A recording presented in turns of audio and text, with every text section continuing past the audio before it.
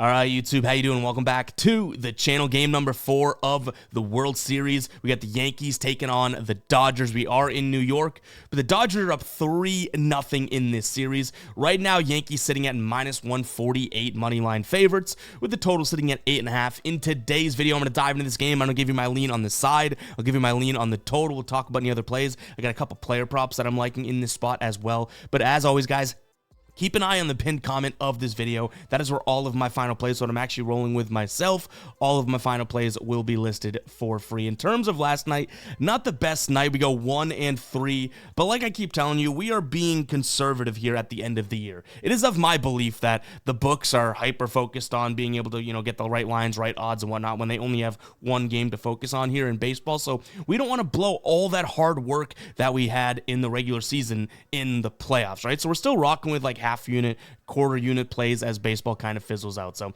just being honest with you guys, we are being conservative for kind of this reason. Like, I thought the Yankees were going to win yesterday for sure. They end up losing, you know what I mean? So it's tough out here. Now, in terms of this game, could be a little weird. We have Luis Gil on the mound for the Yankees, and this is a do-or-die situation, so if Gil's not pitching well, they'll yank him early, that type of thing. Going up against Ben Kasparius. Am I saying that right? Kasparius only has 3 games pitched so far this season.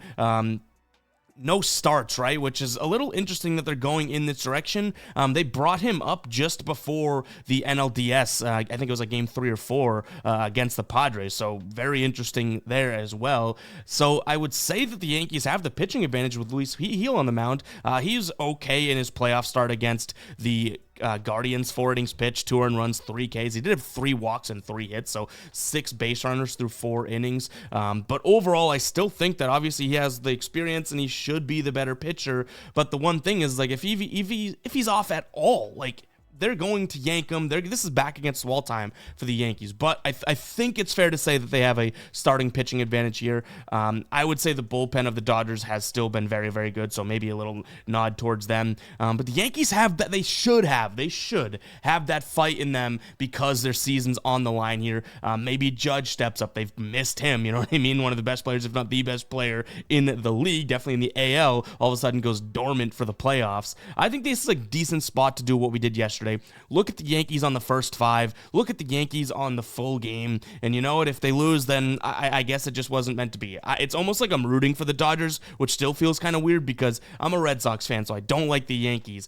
But I don't necessarily love or want to encourage like these big market teams just cakewalk into the championship and winning. You know what I mean? There's ex-Red Sox on the Dodgers. Like, it's tough from a fan perspective, but I think ultimately, betting-wise, I want to put that aside and bet on the Yankees today on the money line and on the first 5. In terms of the total, that was one of the first games, that we saw.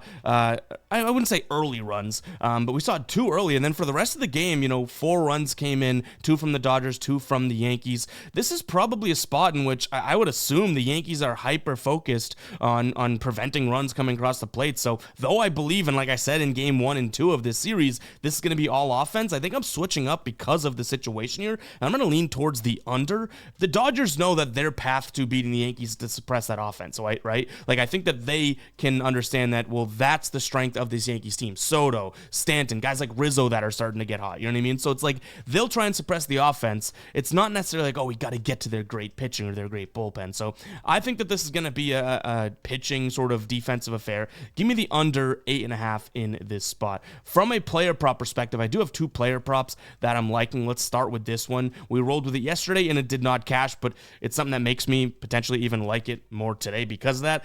By the way, this is Outlier, this tool that you'll see me go through in this video, guys. 7 days free with the link in the pinned comment. After that, it's only $19.99 per month if you pay monthly. You can even get a deal if you pay for the year, right? So it's a super, super price manageable tool for all of the tools and data that you're getting in here. But we're looking at Juan Soto here, over 1.5 hits, runs, and RBIs. He had been crushing it up until that game. Now, we don't have any stats against Ben Kasparius and whatnot. We know he's a righty, which is definitely good for Soto here. But what I want to note is if we look at this season, right?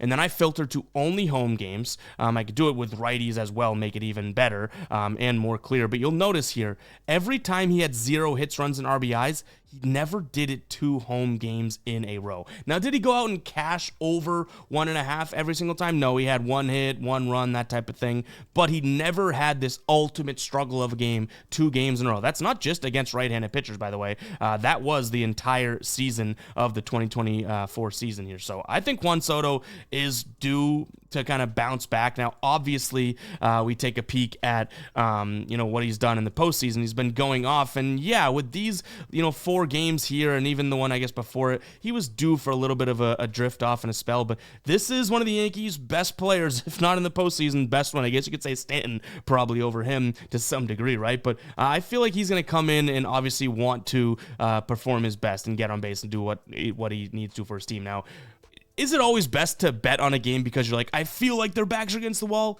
No, but the hungry dog runs faster, and these Yankees teams should be hungry. Speaking of Stanton, like we just mentioned, I like his over hits, runs, and RBIs as well. This dude has been crushing. 2 hits yesterday, didn't get any runs across, but 52% in the regular season he hit this line, right? Look at him in the postseason here.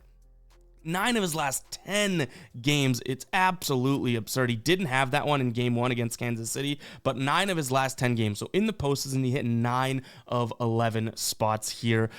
Even using our dashboard here, you could see against right-handed batters, Ben Kasparius kind of struggles to some degree. So I like that spot as well. Looks like he's a little bit better against lefties than he is righty. So Stanton being a righty, I expect one of these guys to do their job today in this game to try and prevent this Yankees team from, ending their season and the Dodgers being crowned world champions. But guys, to recap, I'm liking the Yankees on the money line, both the first 5 and the full game, and that under on the total. If I had to rank it, that under probably falls to the bottom, even after the player props of Soto and Stanton. But I like the money line, then the player props, and then the total in terms of what we're rolling with tonight. But keep an eye on the pinned comment. We just went through, what was that, 1, 2, 3, 4, 5 plays. We'll see if we roll with all of them. Yesterday, we rolled with all of our plays from the video and went 1 and 3. So maybe we'll be a little bit more conservative or scrutinous today, or we just lower the unit. But keep an eye on the pinned comment. You guys know I keep it transparent with you guys, win or loss, and obviously all those plays are in there before the game. But guys, if you made it this far in the video, go ahead and comment 7. It is a lucky number,